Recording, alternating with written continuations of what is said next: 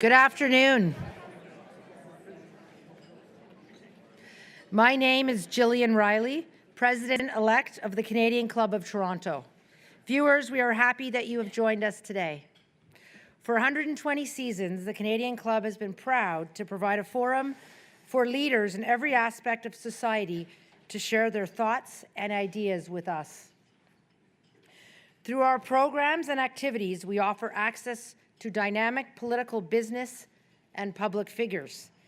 Today's special guest is a great example. Before I formally introduce the 2016 Lifetime Achievement Award recipient, here is a snapshot of some of our upcoming events. On Monday, February 27th, we have Don Galoin, President and CEO of Manulife, will be at our club in conversation with Bruce Sellery. And on Thursday, March 2nd, Barry Perry, President and CEO of Fortis Inc., will share with our members and guests how strategic growth drives success. To order tickets or to learn more about the club, please visit our website at canadianclub.org. You can also join the conversation via Twitter and Instagram by following us at CDNCLUBTO or by using that hashtag.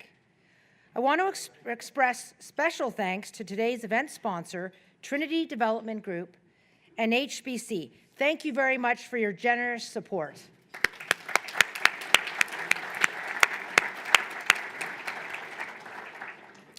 And now, today's special guest and speaker. Each year, our club identifies a candidate for its Lifetime Achievement Award. The award celebrates the lifelong efforts and leadership of extraordinary Canadians. This year, we are extremely proud to recognize Ms. Bonnie Brooks with this honor. Ms. Brooks has made many contributions over her 40-year career as a retail business executive. For almost a decade, she served in leadership roles at the Hudson's Bay Company, the world's oldest continuously operating company. Whether as president and CEO or vice chair, she was widely credited with its strong global performance. For 11 years, beginning in 1997, the current chair of the LCBO was based in Hong Kong with Lane Crawford Group, which operates more than 50 stores in Asia. There, she served as an executive officer, including president. Previously, she spent over a decade at Holt Renfrew in roles that included executive vice president. Her vision and approach were instrumental in turning around the fortunes of the department stores she has always led. In 2014, she became the first businesswoman to receive the prestigious Ivy Business Leader of the Year. The visionary retail executive has served on leading public company boards since 2009. Currently, she is a director of US-based international retailers Abercrombie & Fitch and Chico's FAS. She is also a board director at Rogers Communications, Inc., and a trustee of RioCan, a Canadian-based real estate investment trust. And she was the chair of the Royal Ontario Museum for the past several years. As well, she told me at lunch she is a recent recipient of the Order of Canada. And I have to share one last secret about Bonnie, who I've just met today, but I'm quite envious of the career that she has had. When I was 18 years old, my father said I should be a retail executive. I ended up in banking, so I'm very envious of the career, and I'm impressed with all of the things that you have done in your over 40 years in your work and in your philanthropic environment.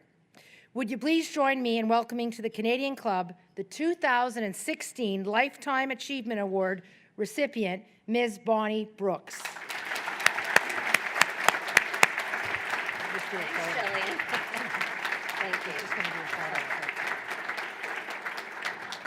Thank you. Thanks very much, Gillian. So, I'm Bonnie Brooks, chair of the LCBO. It's Wednesday, February 22nd, and today's one-day sale is Stag's Leap for $9.99, only at the LCBO.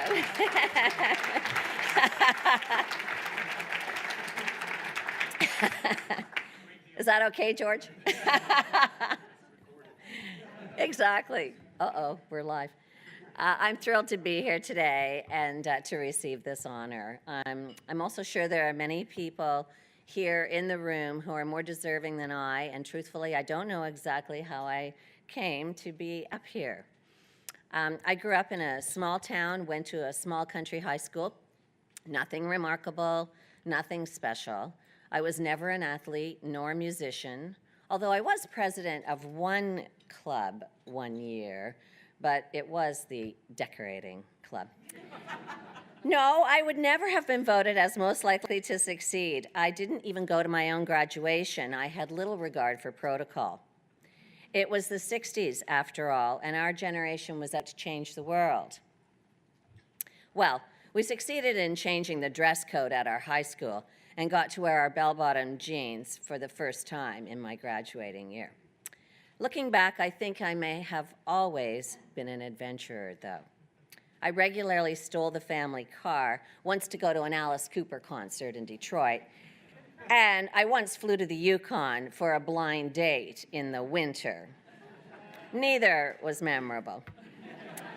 I was the first in my group, though, to hitchhike through Europe in the early 70s and to stay on in swinging London to work in Carnaby Street during the explosion of the British fashion scene. Mini dresses, maxi coats, platform shoes. I lived it and loved it. I'd been making my own clothes since the age of 13. So I think fashion was probably my first love. And truthfully, when I look back, I can't believe that I've had the good fortune to have made an entire career out of something I love. I certainly did not write a plan for my life 40 years ago when I started working, but it may have been there all along in my subconscious. More on that later.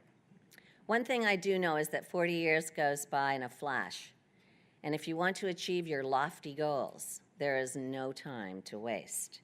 Everyone who knows me would agree that slow is not my speed, especially my past drivers.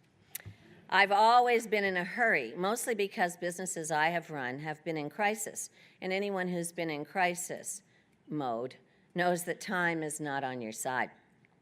So today I want to share some of my own observations and learnings from my retail department store experiences and hope they can be helpful to you in your own businesses or your own situation. My personal journey started in the advertising department of Fairweather and Dialects in the mid-70s, where I styled the photo shoots for advertising, wrote the copy, hired the models and the photographers, schlepped garments around in taxis on Spadina, and dressed store windows into the wee hours of the morning. But it was the fashion business, and we were one of the hottest brands in Canada. And my first big retail boss, who was president at the time, Lionel Robbins, still calls me on a regular basis to share his thoughts about my work, even today. My journey has included breathing new life into tired, old businesses. And the first thing I learned is that there is no such thing as a tired old business, but in my view, just old thinking and tired leaders. The first repositioning I had a chance to lead was at Holt Renfrew in the 80s and 90s. And at that time, Holt's was a carriage trade shop with few to no designers, a lot of party dresses, and a lot of furs. I was hired into the marketing to move the old company into the modern era and bring in a brand new group of customers that had just emerged called working women. Truly. Mon Dieu. Even the snooty Holt Renfrew Dowager sales associates, who actually wore hats, had to take off their gloves and join the movement. The Parisian head of merchandising said, "No, absolument, jamais. Never would we do photography." We were still using artists to draw every ad. But then everything changed. Galen Weston bought the business in the mid-'80s and catapulted me from my marketing silo over to the core of the business to head up merchandising, not a leap that one would normally take in a siloed old structure. but he was an out-of-the-box, young, and dynamic leader. And we were on a mission to make Holt Renfrew modern and relevant, and immediately began bringing in the new European and American fashion designers like Armani, Prada, Dior, Chanel, Hermes, Louis Vuitton. Yes, we had Vuitton before they opened a Toronto shop. In fact, Bloor Street in those days was primarily local family-owned fashion stores like Creed's. There were no designer shops along the street in the 80s. And we were the first in the business to launch an actual editorial format magazine using leading fashion photographers from around the world and some Canadians, and shot our spreads in Rio and Australia for our first issues. And I just happened to find this on the weekend, so I thought I'd throw it in. The magazine was called Point of View, looks modern even today. This is done in Australia. This is 1986, so 31 years ago. We were the first to do big, beautiful spreads, and those guys look modern even today, don't you think? I mean, considering that's 86, look at his glasses. And beautiful spreads on, crocodile products. And of course, we had to keep the furs. No getting away from the furs in those days. And even we were the first to get brands in our business, like Ferragamo, to actually pay for advertising in our book. So, and we went on from there to do amazing art books and use more and more interesting photographers and opportunities to do things like charitable art books like this one. And it was really an amazing time. It was the late 80s, and Neiman's and Saks were quick to follow us with the magazine shortly after. The next thing we did at Holtz was that we launched younger and more affordable brands for the chic new career market, and even created our own stylish private label with the help of the late guru. His son-in-law is sitting here and is the head of marketing for Hudson's Bay Company right now, Patrick. But Dave Nicol was Patrick's father-in-law. And I had the chance to work with Dave because he was creating President's Choice with Galen for Loblaws. And Dave was truly an innovator. He was the first to use products to deliver his marketing message. His products made Loblaws both cool and a food authority for an upcoming foodie generation. He traveled the world to bring us memories of Thailand in a sauce. He was the first with the Insider's Report that was a collection of storytelling about his products and how to use them and the recipes. People used to line up for that President's Insider Report that came out twice a year and buy all the products. He was awesome in the truest sense, and memories of Dave percolated inside me and would become very useful to me decades later at HBC. And during those heady Holt Renfrew repositioning years, I worked myself to the legendary and coveted front row of the international fashion shows. And Jeannie's here, and she was there with me every step of the way. Jeannie Becker, for those of you who know Jeannie. And we went to all the shows in London, Milan, New York, and Paris 4 times a year. And I held on to that seat for 3 decades. My next retail opportunity was in 1997 at another tired 150-year-old department store in Hong Kong.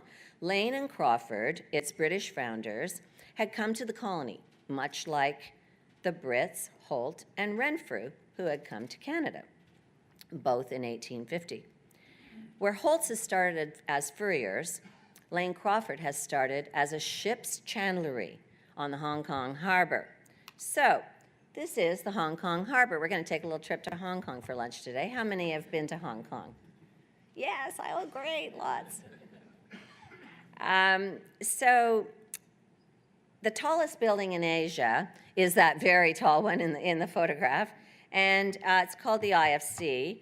And this is the location that we chose for our first new repositioned Lane Crawford store in 2004. The store was incredibly forward for its time. We have not changed it at all, or it has not changed at all in the last number of years. It still is one of the leading stores in the world. And we set out to make it the most modern fashion specialty store in Asia, but it actually quickly became one of the leading stores right around the world. It has upheld that reputation even today. And what was exciting for me was that we brainstormed this new concept for retail with my friends and fellow Canadians, George Yabu and Glenn Puschelberg, Ryerson graduates who have gone on to build many of the significant Four Seasons hotels in the world and many notable retail projects as well. Beautiful store. And this is the concierge desk in the Beijing store that we opened in 2008. When we were searching for a new head of operations, we decided that customer service would be the most important experience that we needed. And the service leader in Hong Kong by far was the Grand Hyatt Hotel. So we hired the general manager to be our head of retail operations, even though he had absolutely no retail background. And he took our service standards to an entirely new level. We put the customer first. The early relationships that I had forged with the world's leading designer brands sort of paved the route for injecting new excitement into Lane Crawford. But in order to get these designers to stay exclusively with us, we needed to give them additional points of distribution and beyond what we could give them in the Lane Crawford department stores. So we started a brand distribution franchise company, and we began opening franchise stores for over 40 brands for our friends like Christian Louboutin, Jimmy Choo, big brands as well, like Yves Saint Laurent. We were the early partners of Gucci in China, classic brands like Max Mara, Hugo Boss, and even Ferragamo, among many others. And by 2008, we had over 500 stores in 7 Asian countries. And that year, Lane Crawford won the International Store of the Year award from the National Retail Federation in New York. Richard Baker, the upstart New Yorker real estate guy, would sit at my table at that event, and 4 months later, unbeknown at the time to either of us, would become the owner of HBC. I returned from Hong Kong to join HBC in September of 2008 as its first woman CEO and president, just in time for the onset of the Great Recession. And at that time, I said I wasn't sure which was more daunting, its future in a world of complete financial collapse or its remarkable past. I thought I would spend the first few months plotting out the new direction with the management team and take our time to make our repositioning decisions, but hell no. And Mel's here. He's going to remember this. Mel, wave your arm. Yeah, Mel was my partner through all this. Hell no. We spent the next 6 months not only out begging new brands to sell us, but pleading with some of the existing brands to keep shipping us. The world of credit, as we knew it, had disappeared. Vendors wanted cash on delivery, and new brands were hesitant to ramp up any additional production of goods, not just because of the burden of the expense, but because they didn't really want to increase their distribution, especially to Canada, and even more so to the Bay. We couldn't even get Ralph Lauren or Coach on side in the first year. And for a department store to be successful, you need a roster of leading brands. And there's a few people who helped me on this quest. Evelyn's here, and Kim's here, and a few others. It was quite heavy lifting, I would say. So we decided to work on both shoring up the existing business and on reimagining the room. Why not start at the very top? With our connections, it would be easier to get the world's leading brands at the most expensive level than to get the middle market ones. So we made a bold decision. Well, this is what the room looked like in 2008. I took these pictures 2 days after I joined the company. One of the press said, "Did you see the stores before you took the job?" I said, whatever. Anyway, so this was what the room had become by 2008, and the areas right around it were a little on the tired side.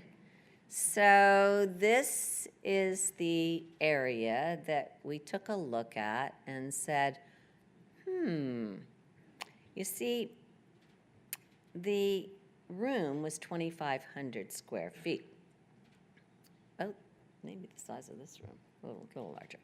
And when I told Richard Baker that we were going to begin the overall company repositioning with a new area for the room, he had, sort of moderate interest. So before my first anniversary on the job, we were able to open sort of under the board radar a new massive 25,000 square foot shop on the 3rd floor with 70 new designers and its own accessories and shoes area. And this would be the beginning of the real adventure. So the rebirth of the room. This is the exact same location as those previous slides.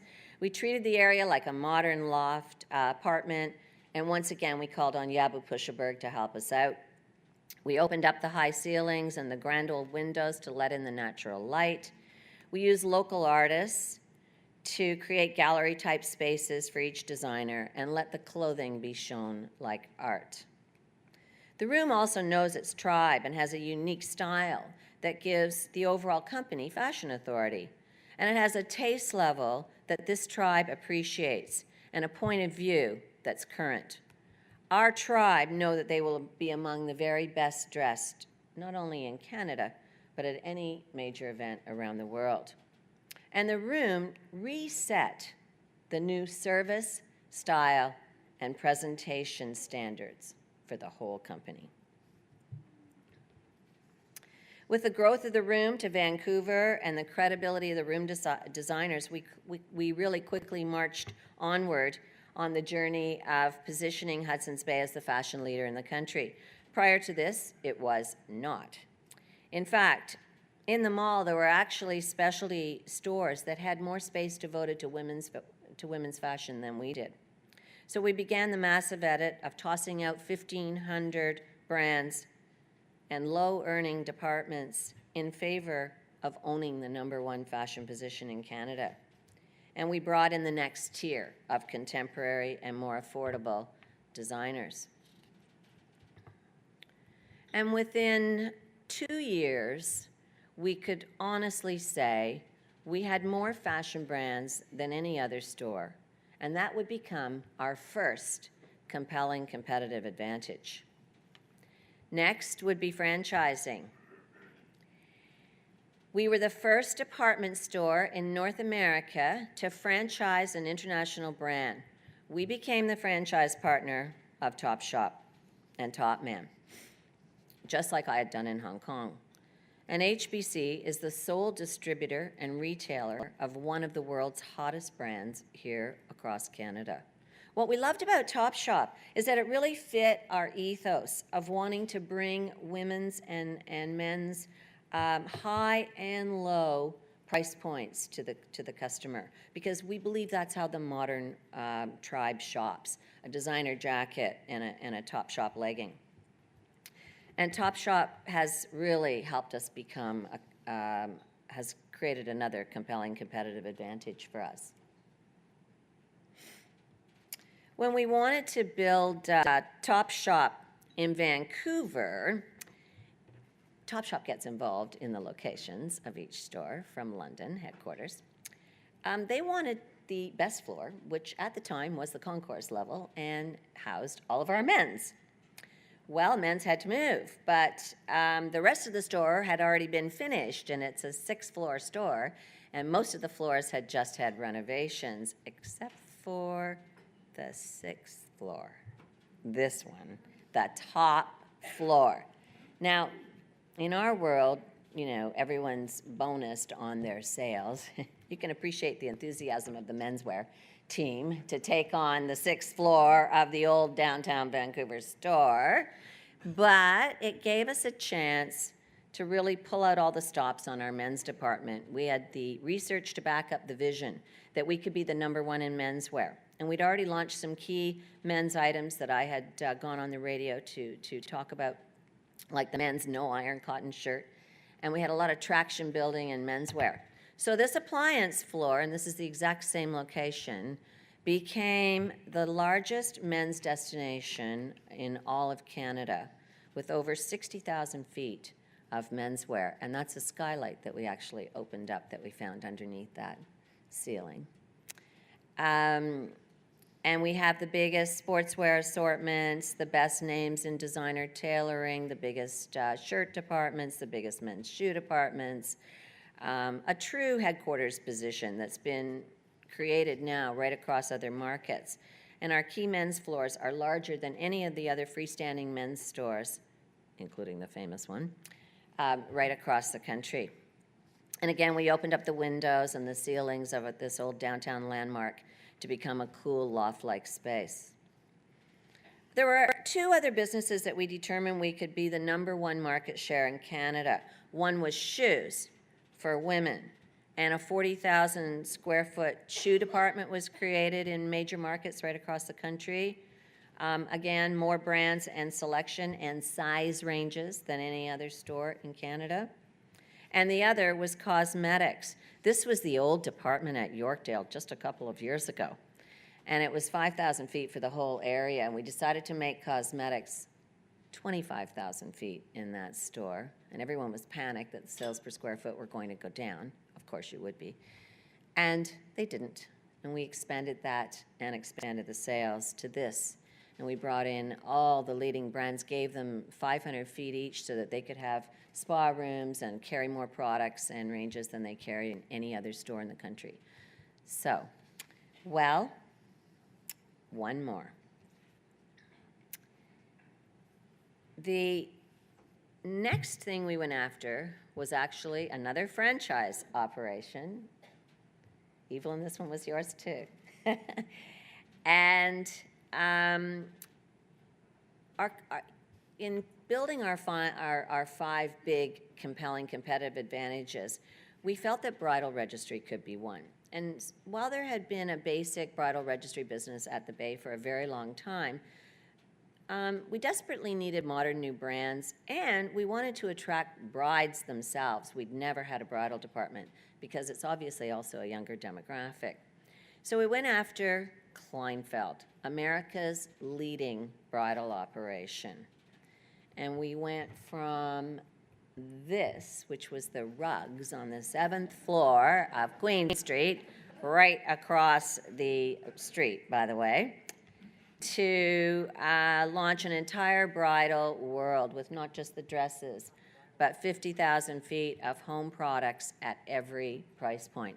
And Allison has run the home department for the last number of years and has really taken it to new heights. Allison was also part of this major turnaround work.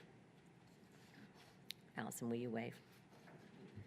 And consequently, this moved us to the #1 bridal registry business in Canada. So all of these bold moves were actually made in the first 5 years of the turnaround, including a new rebranding from the Bay at Yorkdale. This is our logo just a couple of years ago. And that ceiling, we could unfortunately never get rid of that ceiling. But this is how we covered it up because Jabu Puschelberg is so clever.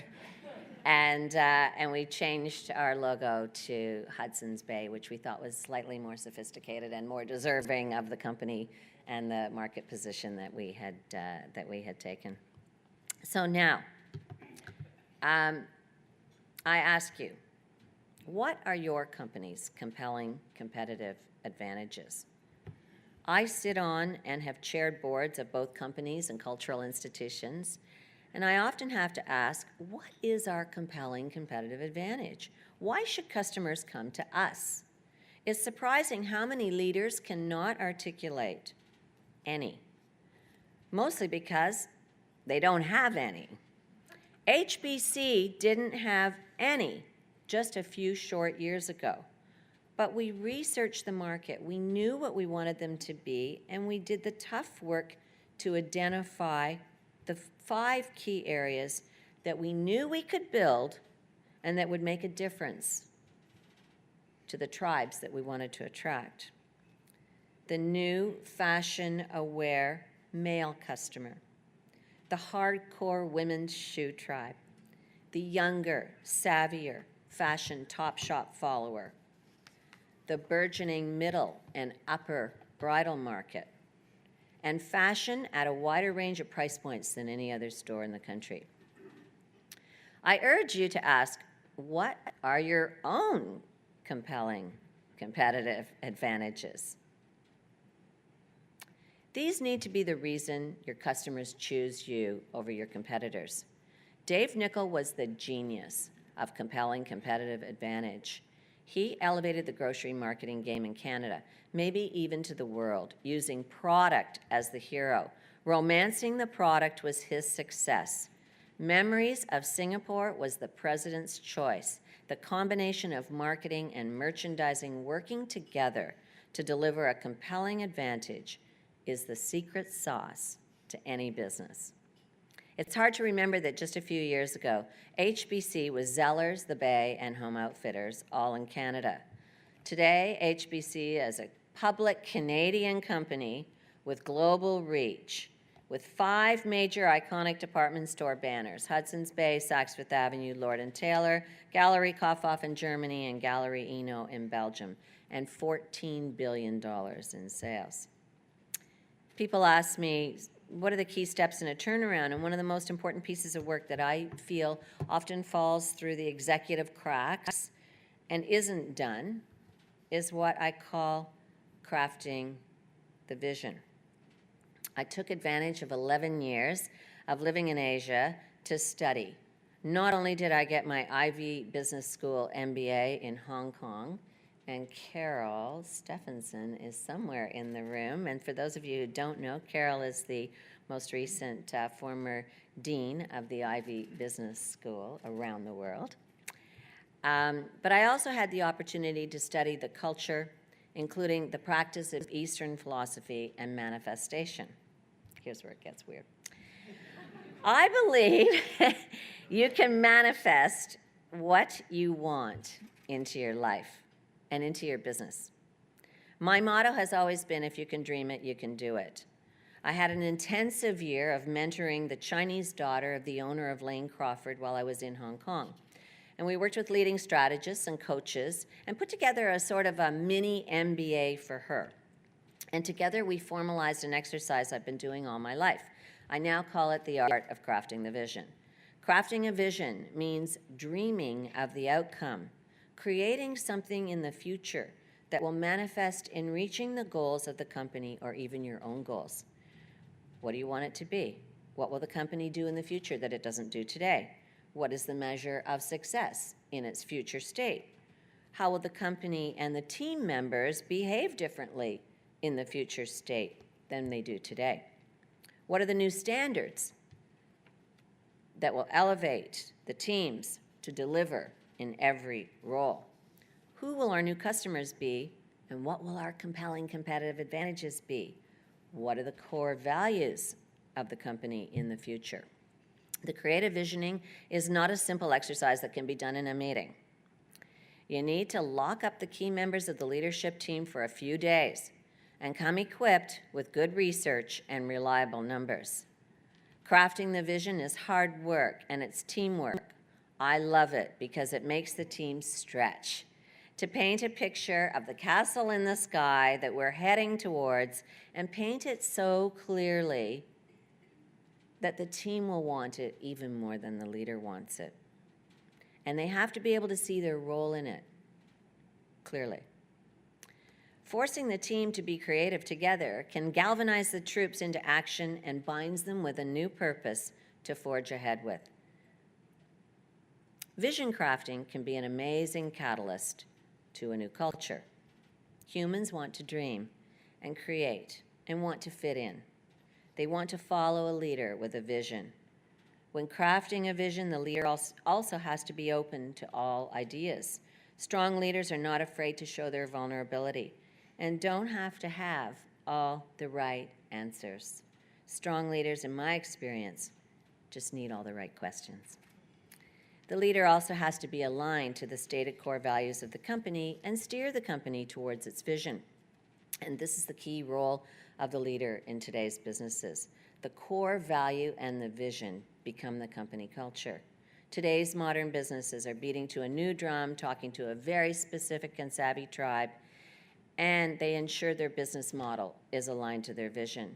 You can't be a compelling company without a compelling culture. The outrageous situation last year at Volkswagen was a direct result of a culture disconnect. How could safety, honesty, and integrity be the core values? How could they not be the core values in a leading car company? Today, it only takes 10 minutes to spread the news, whether fake news or real news.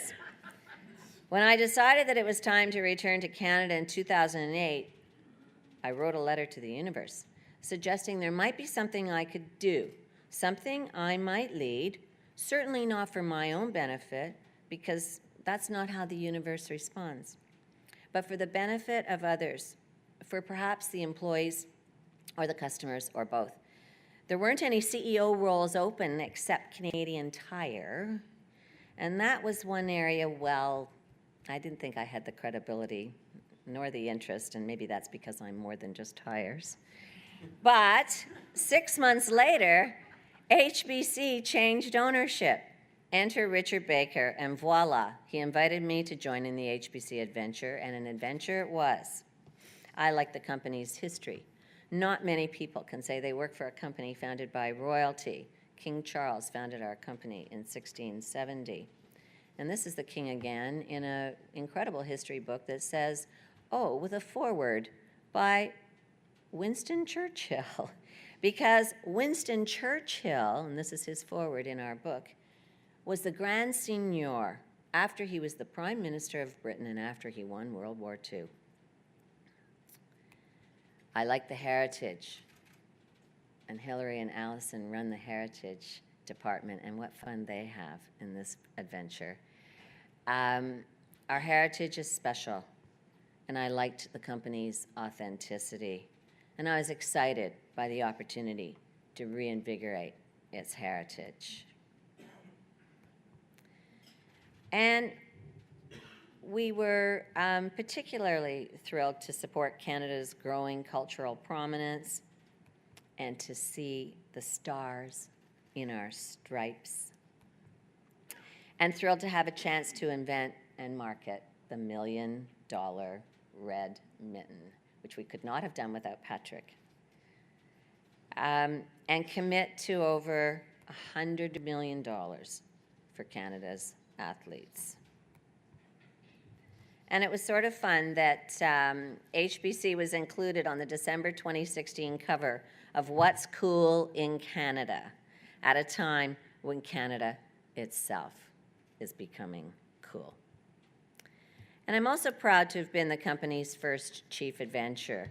The official name of the company is the Company of Adventurers Trading into Hudson's Bay.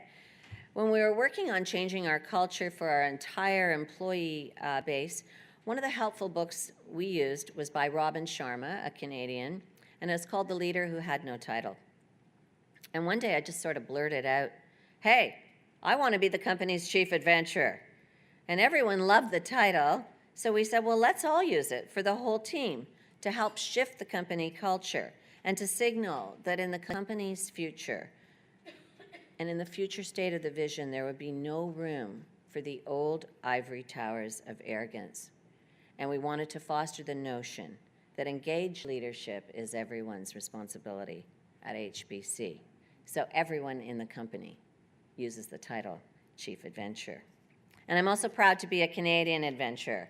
Canada is adventure. For centuries, people have come to Canada to start their new lives, to start their new families. Canada's future and its history is built on new Canadians. We embrace other cultures like no other country.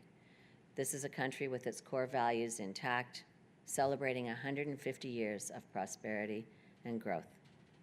And Canada is a great place to be from. I was an expat in Asia for 11 years, and almost everyone assumed I was American. But when they found out I was Canadian, there was almost a sigh of comfort and a nod of respect, especially with the Brits and the Europeans.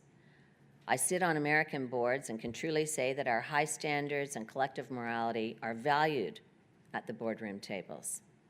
I'm sure my fellow expats in Asia felt, as I did and would agree, that today, all around the world, Canadians are highly regarded. Who would have imagined the governor of the Bank of England would be a Canadian, Mark Carney from the Northwest Territories? All right. And what could be more appropriate than to be celebrating our collective Canadiana than here today at the Canadian Club? So thank you for this honor, and I'd like to most of all thank you and acknowledge the HBC Chief Adventurers who are in the room, and I'd like you to stand up. And I want to thank all of you, Chief Adventurers. Are any of you going to stand up? Come on, stand up. As there they are. Yeah, good. True leaders and a great, amazing team. So we welcome all of you to be Chief Adventurers as well, especially as customers. Thank you.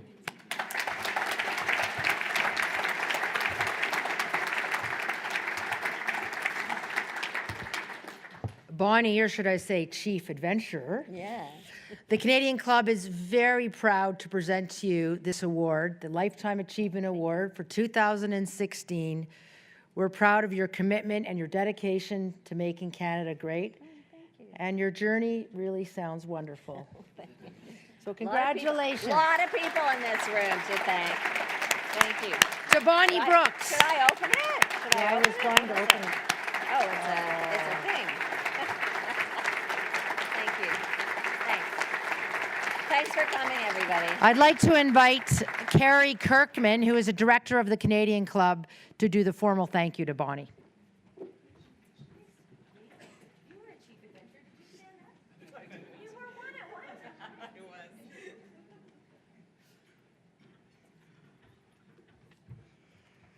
Good afternoon, everybody. Bonnie, on behalf of the Canadian Club, I'd like to thank you for sharing your inspiring leadership journey with us. The contributions you've made to Canada's retail business industry are admirable and highly respected. We all appreciate how challenging it could be to keep a department store viable in today's world. Quite frankly, you made it look easy. Your ability to understand and respond to the discerning needs of customers while delivering profitable results is enviable. We're proud of the Canadian roots of the Hudson's Bay Company, which you led with such finesse. You're also admired for the example that you've set for emerging leaders. We celebrate you for your commitment to excellence and results, not only here at home, but on the global stage. Please accept our deep gratitude and best wishes as you continue to serve our great country in new and exciting ways.